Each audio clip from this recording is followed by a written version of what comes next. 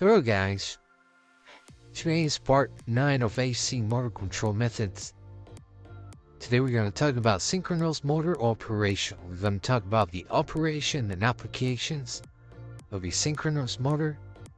We're going to talk about the lagging and leading power factor and the causes of each.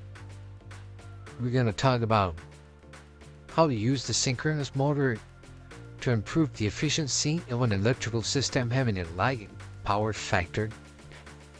And we're going to talk about how to identify the brushless synchronous motor. One of the distinguishing features of the synchronous motor is that it runs without slip at a speed determined by the frequency of the connected power source and the number of the poles it contains. This type of motor sets up a rotating field through stator coils energized by alternating current. This action is similar to the principle of an induction motor. An independent field is established by a rotor energized by direct current through slip rings mounted on the shaft. The rotor has the same number of coils as the stator. At running speed, these fields, north and south, lock into one another magnetically, so that the speed of the rotor is in the step with the rotating magnetic field of the stator. In other words, the rotor turns at the synchronous speed. Variations in the connected loads do not cause a corresponding change in speed, as they would with the induction motor. The rotor is excited by a source of direct current so that it produces alternate north and south poles. These poles are then attracted by the rotating magnetic field in the stator. The rotor must have the same number of poles as the stator windings. Every rotor pole, north and south, has the alternate stator pole, south and north, with which it can synchronize.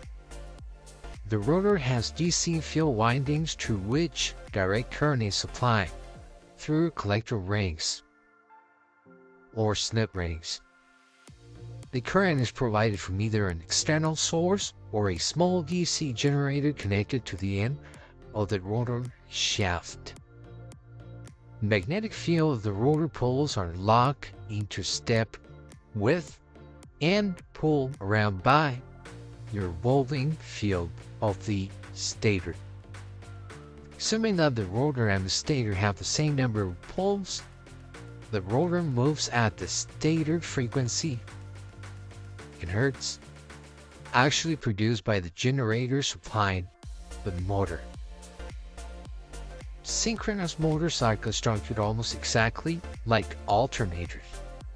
They differ only in those features of design that might make the motor better adapted to its particular purpose. A synchronous motor cannot start without help because the DC rotor poles at rest are alternately attracted and repelled by the revolving stator field. Therefore, an induction squirrel cage or starting winding is embedded in the pole faces of the rotor. This is called an amortisseur winding, spelled AHMORETISSIR.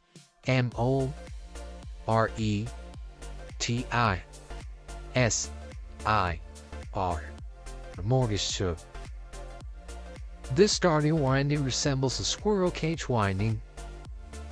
The induction effect of the starting winding provides the starting, accelerating, and pull-up torques required. The winding is designed to be used only for starting and for damping oscillations during running. It cannot be used like the winding of the conventional squirrel cage motor. It has a relatively small cross-sectional area and will overheat if the motor is used as a squirrel cage induction motor. The slip is equal to 100% at the moment of starting. Thus, when AC rotating magnetic field of the stator cuts the rotor windings, which are stationary at startup, the induced voltages produced may be high enough to damage the insulation if precautions are not taken.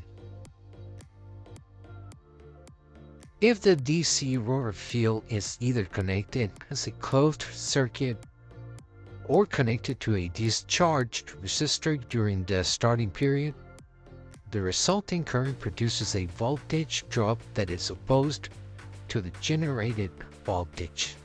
Thus, the induced voltage at the field terminals is reduced.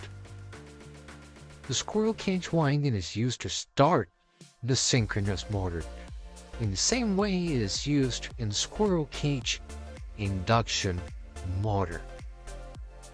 When the rotor reaches the maximum speed to which it can be accelerated as a squirrel cage motor, about 95% or more of the synchronous speed, direct current is applied to the rotor field coils to establish north and south rotor poles. These poles then are attracted by the poles on the stator. The rotor then accelerates until it locks into synchronous motion with the stator field. Synchronous motors are used for applications involving large, slow-speed machines with steady loads and constant speed. Some applications include compressors, fans, and pumps, many types of crushers and grinders, and pulp, paper, rubber, chemical, flour, and metal rolling mills. Power factor correction by synchronous motor. A synchronous motor converts alternating current electrical energy into mechanical power. In addition, it also provides power factor correction. It can operate at a leading power factor or at trinity. In very rare occasions, it can operate at a lagging power factor. The power factor is of the great concern to industrial users of electricity with respect to energy conservation. Power factor is the ratio of the actual power being used in a circuit expressed in watts or kilowatts to the power apparently being drawn from the line. Expressed in volt amps or kilovolt amps, kVA. kVA value is obtained by multiplying a voltmeter reading and an amp meter reading of the same circuit or equipment. Basically, volts times amps. Inductance within the circuit will cause the current to lag the voltage. When the values of the apparent and actual power are equal or in phase, the ratio of these values is 1:1. In other words, when the voltage and the ampere are in phase, the ratio of these values is 1:1. This is the case of pure resistive loads. The unity power factor value is the highest power factor that can be obtained. The higher the power factor, the greater is the efficiency of the electrical equipment. AC loads generally have a lagging power factor. As a result, these loads burden the power system with a large reactive load. A synchronous motor with an overexcited DC field may be used to offset the low power factor of the other loads on the same electrical system.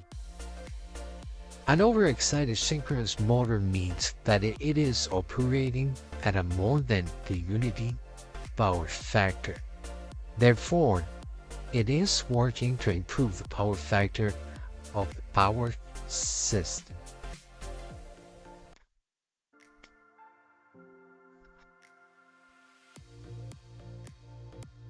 Brushless synchronous motors. Solid-state technology has brought about the use of brushless synchronous motors. The DC fuel excitation for such a motor is provided by a special AC generator mounted on the main motor shaft. The excitation is converted to direct current by a rotating rectifier assembly. The operating characteristics are the same as those of synchronous motors with brushes. However, elimination of collector rings, brushes, commutator, and some control contactors give the brushless motor several outstanding advantages. Some of these are: brush sparking is eliminated, reducing safety hazards in some areas. Field control and excitation are provided by a static system, requiring much less maintenance. Field excitation is automatically removed whenever the motor is out of step. Automatic resynchronization can be achieved whenever it is practical. As always, thank you guys for watching. And again, please like, share, and subscribe. Thank you and see you in the next one.